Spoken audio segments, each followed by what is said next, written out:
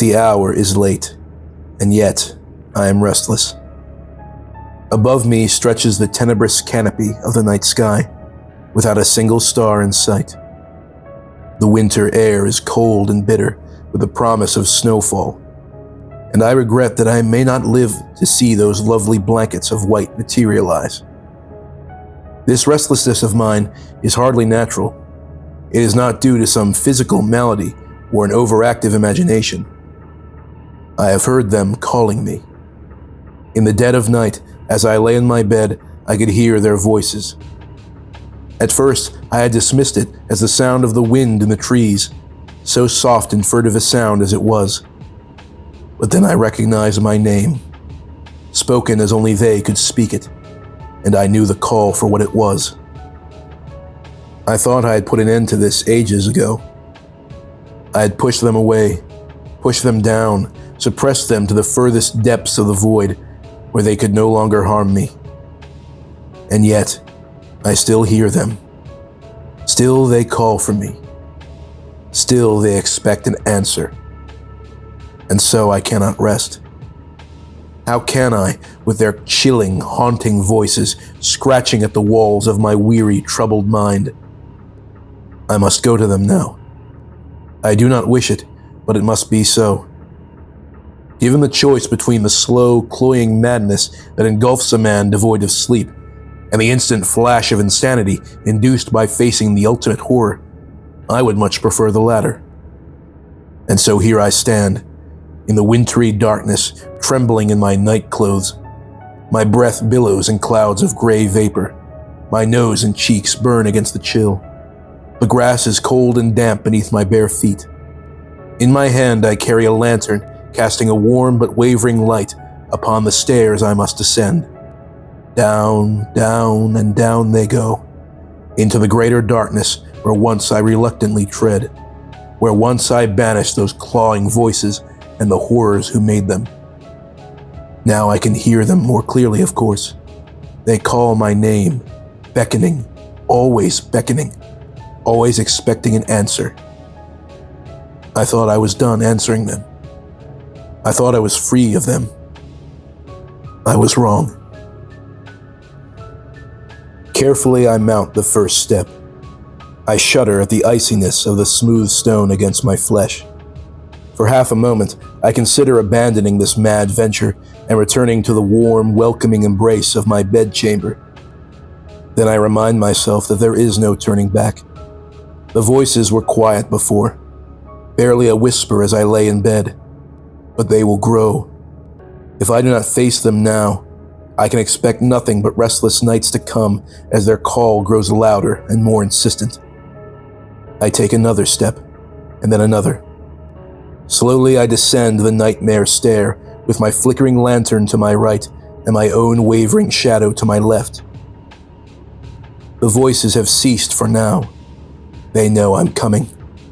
They know they need not beckon me any longer. But they won't stay silent for long.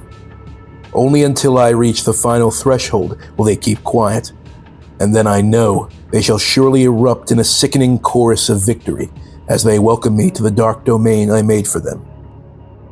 The darkness before me and below me consumes all like a great fog. The illumination of my feeble lantern barely penetrates its supernatural blackness. It is enough, I suppose, that I have just enough light to know where to place my feet. My straining, sleep-deprived eyes see only a few stairs at a time. My only confidence is that my memory of this place is not wholly forgotten. I know what to expect when I finally reach the bottom of these hellish steps, though for the life of me, I cannot recall exactly how many more I must traverse.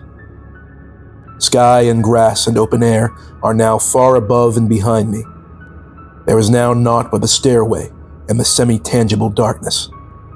I can feel the shadows against my skin, prickling the small hairs on my wrists and the nape of my neck. I can taste them on my palate.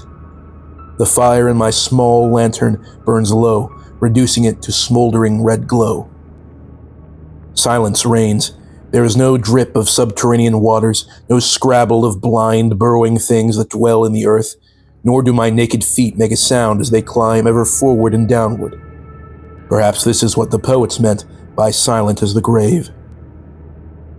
At last I reach the bottom, and I recoil in disgust. The floor writhes beneath me. Where the stairs were cold and solid, the floor is warm and alive. Alive with creeping, crawling, fleshy things like 1,000,000,000,000,000 maggots who squirm as one in a great orgy of putrescence. They had been there before, I remember, and I had recoiled then as well. In truth, I haven't the faintest clue what they are. I know only that they do not harm, whatever they may be. I could look down, I know. The light of my lamp is not so weak that I could not stoop to inspect the things I now wade through. But what would be the use? Would identifying the fleshy masses on which I tread grant me any peace of mind? God, no. Better to ignore them, however horrid they may be, and press on. The familiar tunnel swallows me as I trudge forward. The feel, the smell, the taste of the darkness is stronger than ever. My tiny red light illuminates the wall to either side, and they begin to close in the further I go. I know that they too are alive, much like the floor, though I still cannot fathom what stuff they are made of. They glisten as if slick with condensation, and silently, almost imperceptibly, they heave in and out, constricting and retracting like the intestinal lining of some huge, ungodly thing. In grim amusement, I picture myself winding my way through the innards of some mighty serpent or direworm from a child's storybook. Indeed, the hallway often curves to the right and to the left in serpentine fashion. There are no straight corners down here. Soon, and with a loathsome acceptance, I realize that I have just passed the last turn. I come to an abrupt halt, and there the voices are again. They're beginning to cheer, as I knew they would. Before me, just barely outlined by the dying flame of my lantern, is the door. That horrible, thrice-cursed door, with its 8-foot frame and iron ring handle and rusted keyhole. I remember turning my key in that lock for the first and last time, I'd hoped.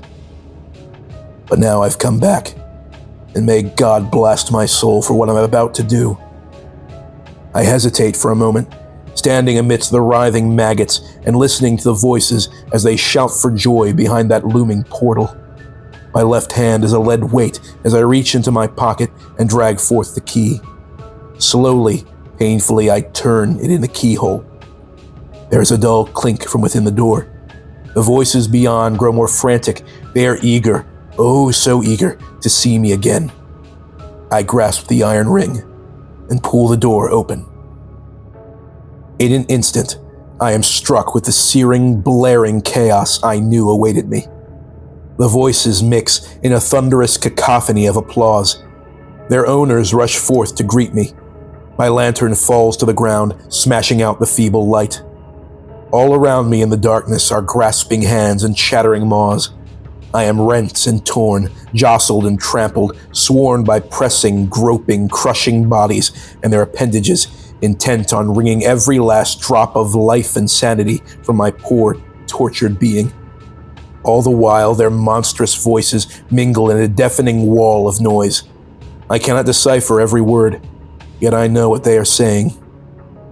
They are telling me how much they missed me, how they long to see me again. I know they do not lie. I know their love and affection for me is true. Even as I am torn apart, I can feel their kisses, so sickly sweet. Now, as the last shred of sanity is stripped from me, I laugh aloud, for I realize with startling clarity the stinging truth. This is where I belong. It always has been.